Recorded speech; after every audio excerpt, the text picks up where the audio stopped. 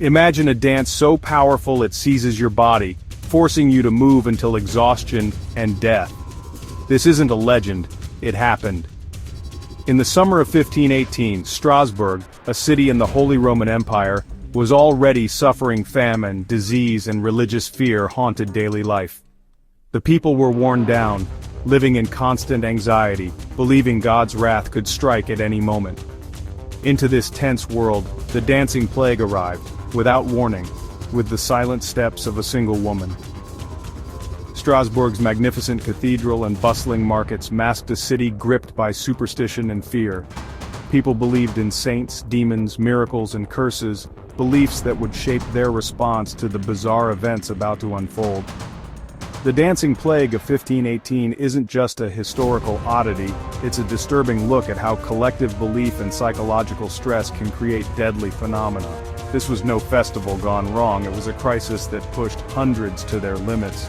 Strasbourg became the stage for one of history's most baffling and tragic episodes, a dance that led not to joy, but to death. The story forces us to confront the power of the mind and the dangers of mass hysteria. What happened in Strasbourg would haunt the city, and history, forever. It began in July 1518 with Frau Trophäa, who stepped into the street and began to dance, wild, convulsive, and unstoppable. Her husband pleaded, but she couldn't stop. She danced for hours, collapsed, slept, and danced again. Days passed. She barely ate or drank. Her feet bled. Neighbors watched in horror. Physicians were baffled. No fever, no illness, just an uncontrollable urge to move. The city's leaders, desperate for answers, diagnosed her with hot blood. Their prescription? More dancing.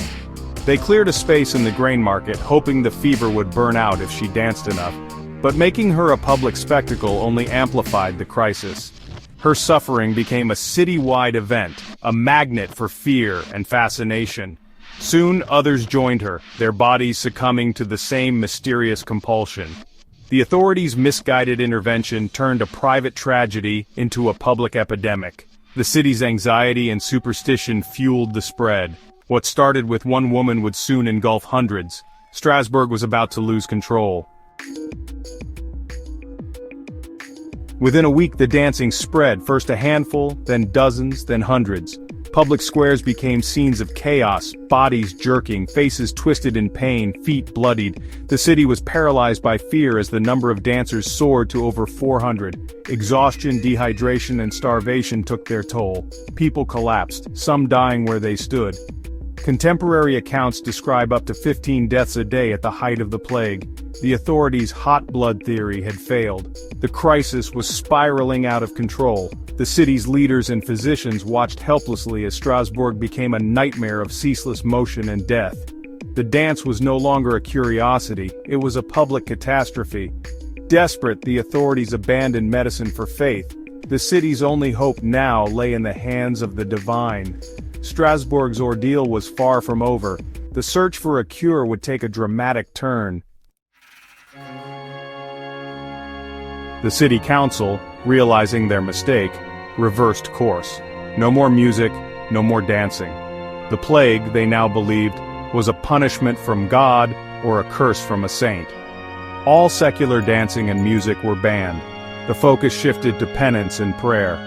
The afflicted were sent on a pilgrimage to the shrine of Saint Vitus, believed to cure such afflictions. Weak and exhausted, the dancers were transported out of the city, still twitching and jerking. At the shrine, priests performed rituals, anointed the dancers, and begged for Saint Vitus's mercy.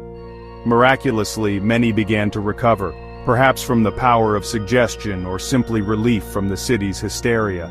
The outbreak faded. By September, the dancing had stopped.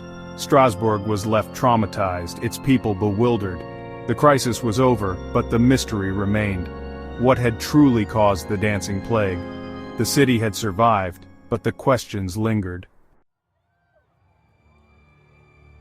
Centuries later, the dancing plague of 1518 still baffles historians. The leading theory, mass psychogenic illness, mass hysteria triggered by extreme stress. Strasbourg's people, battered by famine and fear, were primed for a psychological epidemic. Their beliefs in curses and saints shaped how the dancing spread. The power of suggestion in a city on edge turned anxiety into a physical crisis.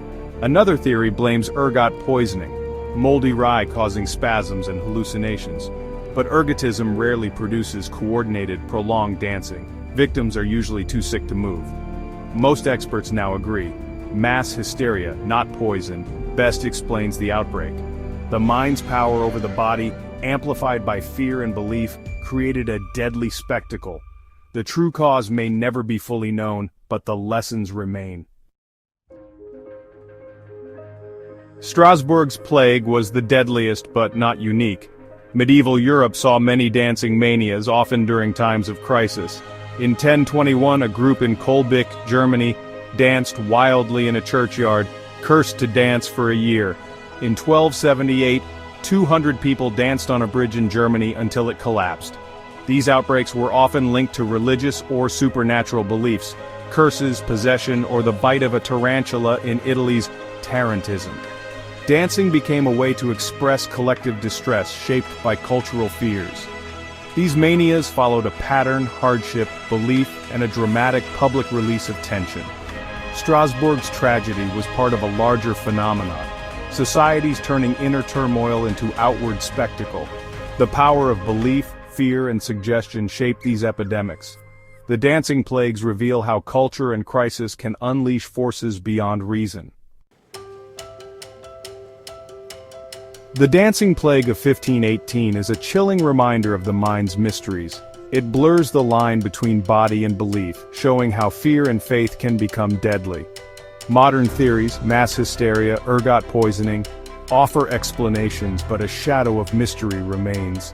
Hundreds danced to death, driven by forces we still struggle to understand. For the people of Strasbourg, it was a supernatural crisis. For us, a psychological puzzle. Their terror and suffering were real, as was their recovery at St. Vitus's shrine. The story shows how collective belief can shape reality, for better or worse. Was it madness, or something more? The centuries offer no clear answer. The dancing plague forces us to ask, what hidden forces lie within us, waiting to be unleashed? In the silence that followed, Strasbourg's nightmare became a warning for the ages.